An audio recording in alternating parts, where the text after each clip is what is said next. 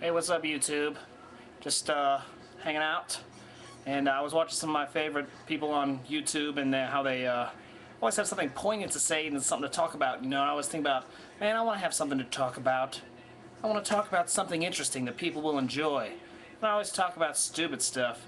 Sometimes the stupid stuff is funny, and so it's entertaining. But I really, at some point, would like to get into that whole intelligence speak. You know, that smart people say. Anyways, for like the last year and a half, I've been keeping track of like just random subjects that I think might make a good YouTube video or a small short that I thought were funny at the time. And I look back on some of them now, and some of them are funny, but some of them aren't. And so I picked a couple, and I don't think that they're all going to be very funny, but I thought that I would share them with you. Okay, here we go. Ready for this? We're dropping it in 3, 2. Alright, old people, they used to go to Florida, now they go to Walmart. Last time I was at Walmart, it was like every checkout aisle was an old person, and they had the glove on one hand. I don't know what correlation there is actually between the one-hand glove and then old people in Florida, but they all still smell like old people, so, you know, that's that. That one was lame. Alright, let's try another one. How about, spitting game to a bartender? You know how some people like go out to get drinks, and it's always loud in the club, and so I always thought that it would be strange to try to spit some game to a bartender while, you know, she's trying to tend bar, and you're trying to look cool, but it's way too loud to even try to look cool. Hey! What's up?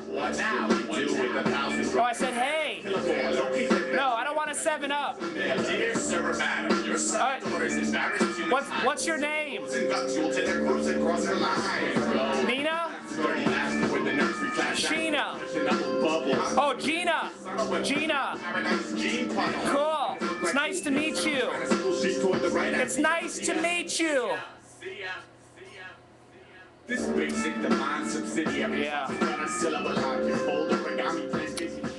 That's all I could come up with on that one. Just the whole, you know, it's hard to even just get started. And by that time you ask for like a Sprite or something, and she's like, okay, here's your Sprite, you big pansy, get out of my face. And so that's what happens. What else I got here? I'm trying, okay? I haven't made a video in a while. Get off my back! Leave me alone! Anyways, oh yeah. I've always like had this realization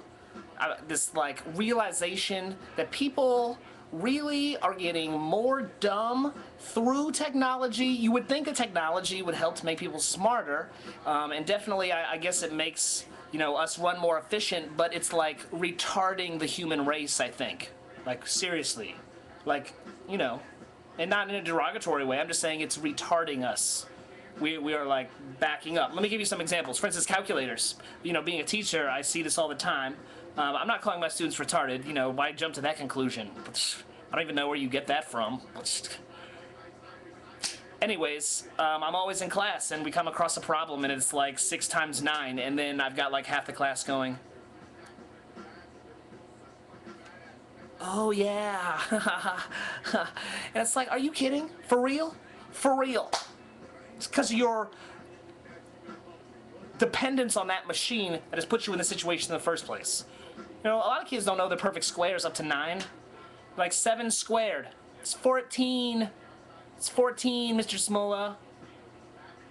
Duh, 7, the 2, 14. No, it's bad. It's bad. And so, you know, back in the old days, you know, I'm not like back to the abacus, but, you know, after the abacus, once, you know, the whole mental, you know, the mental math thing. I don't know, maybe they were doing it back then too. I don't know. Anyways, kids need to get better with mental math, and in fact, everybody does in general. And then of course, there's these GPS systems. They've made maps almost obsolete. You just got this GPS, it tells you exactly where to go, it tells you how fast you're going, your location, it tells you food places around. No longer you have to actually get out a map and you know, set up a sequential list of events that will get you from point A to point B. And then even look at the little key to tell you how far, you know, you need to travel to get you there. You know, like 1 inch equals, you know, like 50 miles, or, you know, however, whatever the legend says it is. Because we got kids having issues with proportions in class, What's up with that? You know, I give you a proportion, and you don't even know how to set it up. You know, I'm like, you know, Dan is 6 feet tall, a shadow is 8 feet long, and then there's a tree that's proportional, and its shadow is 30 feet long. How tall is a tree? And they'll be like, I don't know how to set that up. Do I have to climb the tree to get? Do I have to climb it with like a tape measure? Is that what I have to do because I'm not a good climber? No, it's pretty bad, you know. And so GPS, while it's cool, I think that there's like a prerequisite test needs to be taken. Do you know how to use an actual map? And then here, we'll have the nice British lady guide you on your way. Okay? She'll just guide you on your way. Turn left in 300 feet. Boom! Turn left. No, that's never on time anyways. That thing's bunk. Anyways, and then cell phones. My friend, Joe, the man. People call him that sometimes, Joe the man. Anyways, he said that, he works for AT&T. He used to, well, he didn't used to. He had a customer come in. It was some lady, and she was like, could you show me how to call my husband, please?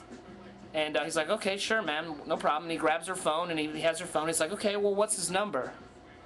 I'm sorry, what? What was that?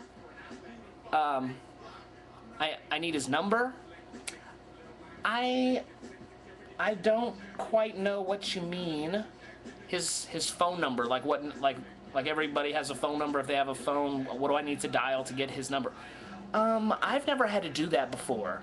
Ma'am, unless you live back in the day, before phones existed, and you just had to like pick it up and then click the thing and get the operator. Everybody has a phone number. And then she left after that. I guess he was being kind of rude. I don't know. Anyways, that lady was a complete moron, So, even cell phones, forgetting numbers. I'm guilty of that, right? I used to memorize all my friends' numbers. I don't know any of them. I don't know any of them. I don't even know my mother's phone number. Sorry, Mom.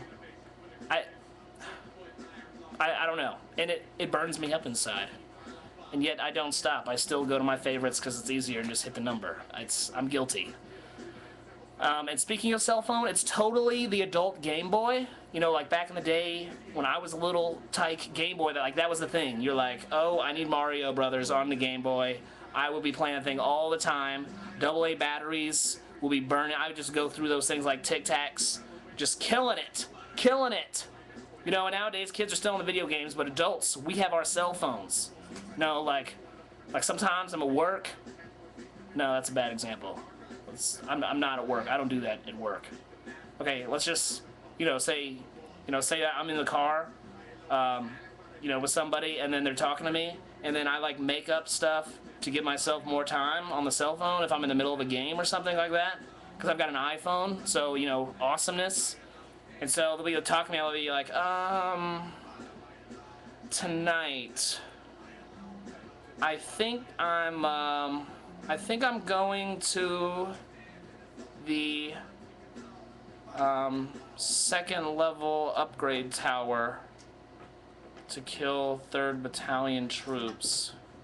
What? No, I said Chili's. I'm going to. God, I died. Thanks. Could you just wait until I'm? Oh, jeez. I start all over. But it's still cool. I mean, I'm not going to stop playing. If that's what you think, it's not. I'm not really going to stop. Anyways, those were a few of my ideas. I have some other ones. I don't know if this is going to fly or not. And so I don't know if I'm going to do another one of these with some of my other ideas. Some of the other ones are really lame. They wouldn't even give me any material at all. Anyways, that's all I got. I think I'm going to run. All right, see ya.